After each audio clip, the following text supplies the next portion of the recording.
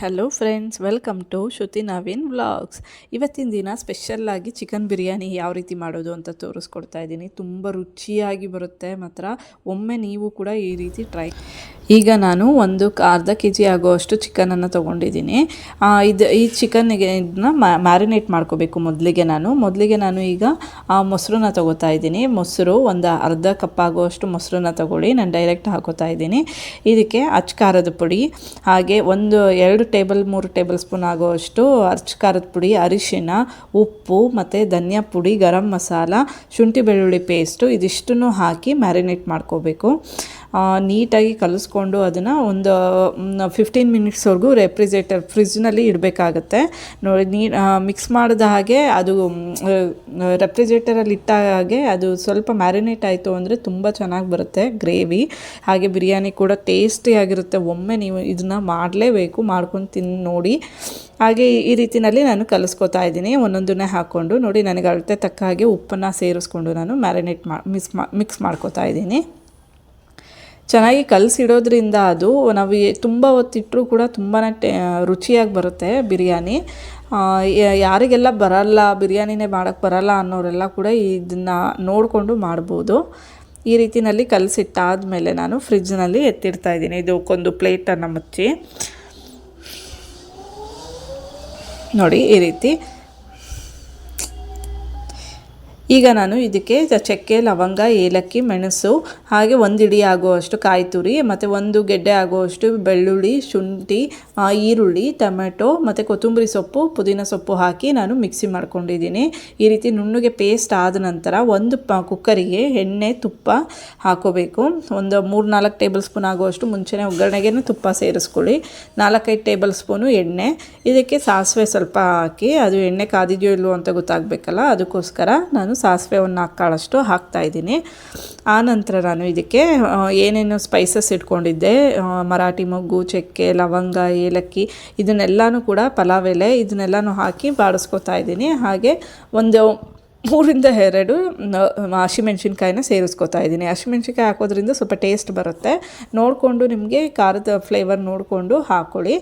ಇದನ್ನು ಬಾಡಿಸಿದ ನಂತರ ನಾನು ಏನು ಹೆಚ್ಚಿಟ್ಕೊಂಡಿರೋ ಅಂಥ ಈರುಳ್ಳಿ 2 ಗೆಡ್ಡೆ ಅಷ್ಟು ಆಗೋಷ್ಟು ಈರುಳ್ಳಿಯನ್ನು ತಗೊಂಡು ನಾನು ಬ್ರೌನ್ ಕಲರ್ ಬರೋವರೆಗೂ ಸ್ವಲ್ಪ ಫ್ರೈ ಮಾಡ್ಕೊತಾ ಇದ್ದೀನಿ.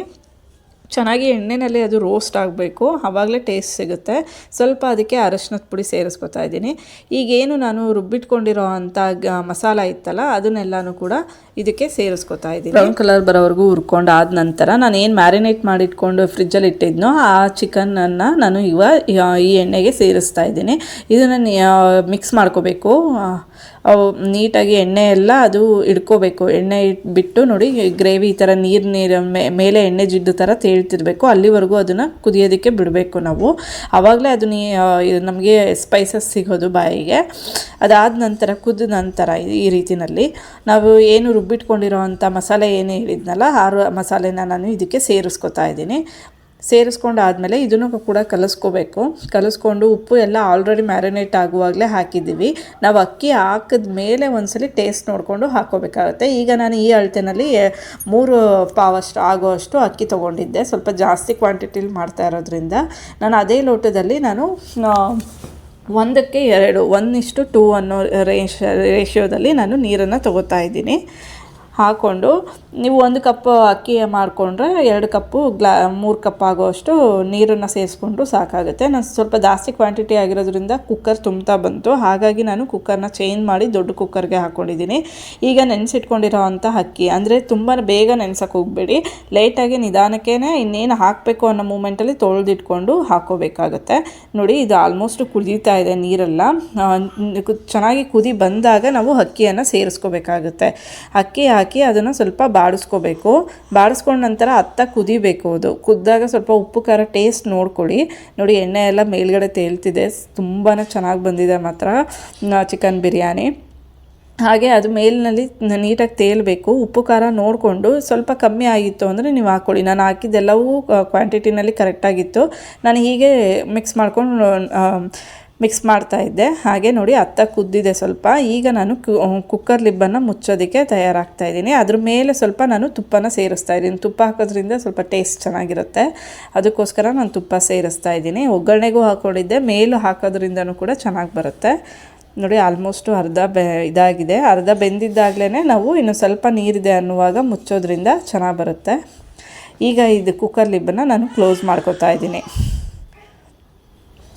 ಅದು ಸ್ವಲ್ಪ ಟೈಟ್ ಇದ್ದಿದ್ದರಿಂದ ಮುಚ್ಕೊಂಡಿದ್ದೀನಿ. ಈಗ ವಿಷಲ್ ಬಿಟ್ಟಿದ್ದೆ, 2 ವಿಷಲ್ ಆದ ತಕ್ಷಣ ತೆಗೆದು ಓಪನ್ ಮಾಡಿ ಮತ್ತೆ ನಾನು ಲಿಬ್ನ ಮುಚ್ಚಿದ್ದೆ, ಯಾಕೆಂದರೆ ಹವೆನಲ್ಲಿ ಅದು ಸ್ವಲ್ಪ ಮಸಾಲೆ ಎಲ್ಲ ಹತ್ಕೊಳ್ಳುತ್ತೆ ಅಂತ. ನೋಡಿ ಎಷ್ಟು ಚೆನ್ನಾಗಾಗಿದೆ ಅಂದರೆ ಎಕ್ಸ್ಟ್ರಾಡಿನರಿ ಆಗಿತ್ತು ಚಿಕನ್ ಬಿರಿಯಾನಿ.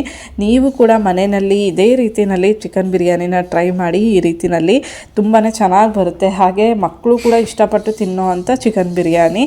ಹಾಗೆ ನಮ್ಮ ಚಾನಲ್ನ ಸಬ್ಸ್ಕ್ರೈಬ್ ಮಾಡಿ, ಶೇರ್ ಮಾಡಿ, ಲೈಕ್ ಮಾಡಿ.